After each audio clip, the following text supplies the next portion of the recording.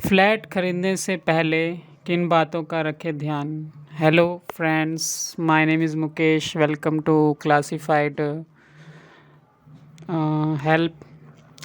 नया घर फ्लैट खरीदने जीवन के बहुत ही महत्वपूर्ण फैसलों में से एक होता है। यह वास्तव में आपके एक सपने के पूरा होने जैसा भी होता है। युवा जब जॉब की शुरुआत से ही अपने सपने का घर खरीदने के लिए कोशिश शुरू कर देते हैं। सालों तक बचत करने और योजना बनाने के बाद आपकी कोशिश यह होनी चाहिए कि आप सही फैसला लें, जिससे बाद में आपको कोई पछतावा ना हो। हम आपको यह कुछ ज़रूरी बातें बता रहे हैं जिनका ध्यान रखना आप सही फैसला ले सकते हैं।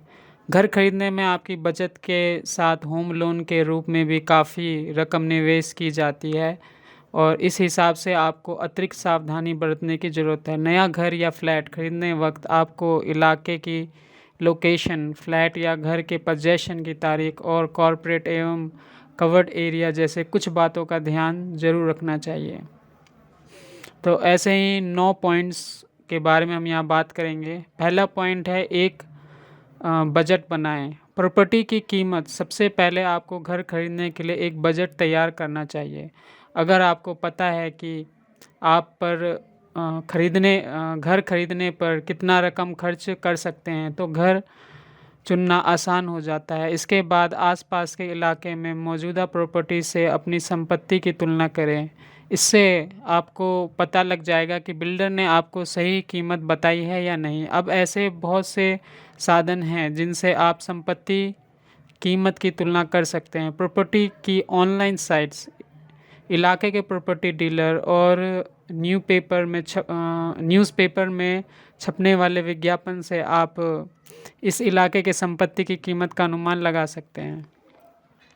दूसरा पॉइंट है बिल्डअप एरिया और कारपेट एरिया पे ध्यान। फ्लैट का कारपेट एरिया आमतौर पर जब आप किसी प्रॉपर्टी का विज्ञापन देखते हैं तो उसमें सुपर बिल्डअप एरिया लिखा जाता है। इसमें सॉफ्ट एलिवेटर स्पेस, सीढ़ियाँ, दीवार की मोटाई जैसी चीज़ें भी शामिल होती हैं। अगर आप इसके हिसाब से अनुमान लगाएंगे तो फ्लैट देखने पर आप मायूस होंगे, क्योंकि वास्तव में आपका कारपेट एरिया कम निकलेगा और बिल्डअप एरिया की तुलना में कारपेट एरिया 30% तक कम होता है। आमतौर पर जब एक फ्लैट पर 2 फ्लैट होते हैं तो कॉमन स्पेस की जगह भी दोनों में बराबर बढ़ जाती है।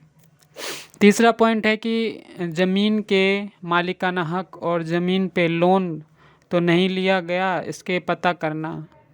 लैंड रिकॉर्ड, जिस ज़मीन पर आपका मकान बना है वह बहुत ही महत्वपूर्ण है। आपको उस ज़मीन की मिट्टी के बारे में पता होना चाहिए और इसके साथ ही वजह ज़मीन हर तरह के सरकारी बकाये से मुक्त होनी चाहिए और रजिस्टर्ड होनी चाहिए। घर खरीदने से पहले आपको टाइटल डीड ज़रूरी देखना चाहिए और उसे वेरीफाई करना चाहिए, यानी कि ऑनरशिप आपको देखनी चाहिए कि किसका मालिकाना हक है और उसको आप ज़रूर चेक करें।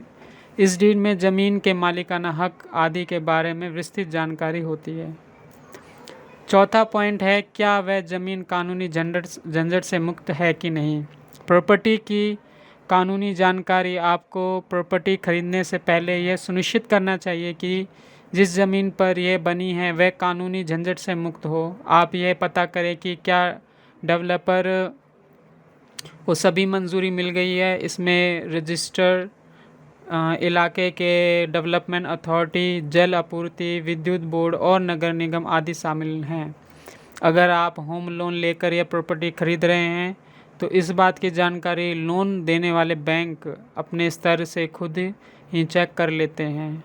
पांचवा पॉइंट है पोजेशन सही डेट पर मिल जाना चाहिए। पोजेशन की तारीख। दिल्ली, एनसीआर या देश के बड़े शहरों में प्रॉपर्टी खरीदने वक्त आपको पोजेशन की तारीख का भी ध्यान रखने की ज़रूरत है। अब बिल्डर आमतौर पर पोजेशन में काफ़ी देर लगा रहे हैं।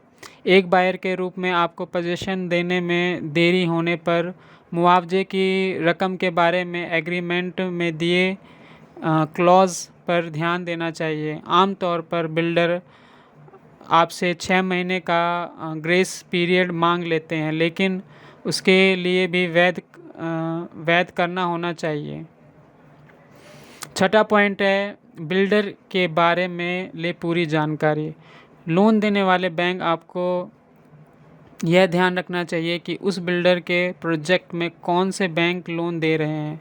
अगर किसी बिल्डर की छवि खराब है तो आमतौर पर बड़े बैंक इसके प्रोजेक्ट में प्रॉपर्टी खरीदने के लिए लोन नहीं देते हैं। आपको प्रॉपर्टी खरीदने से पहले इस बारे में सही तरीके से पता करना चाहिए। सातवां पॉइंट है बिल्डर बायर एग्रीमेंट से लोन मिलने में होती है सुविधा।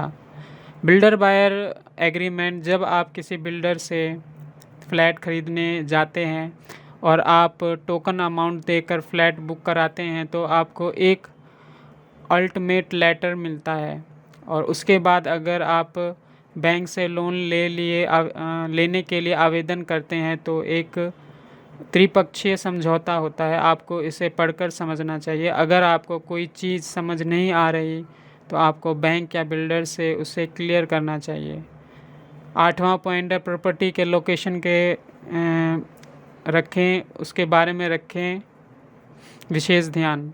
फ्लैट का लोकेशन, चूँकि संपत्ति खरीदना लंबी अवधि का निवेश है, इस हिसाब से आपको प्रॉपर्टी के लोकेशन का विशेष ध्यान रखना चाहिए। इलाके में मौजूद सुविधाएं, इंफ्रास्ट्रक्चर और ज़रूरी सेवा तक पहुँचें कुछ ऐसी चीज़ें हैं जिसका बहुत ध्यान रखा जाना चाहिए।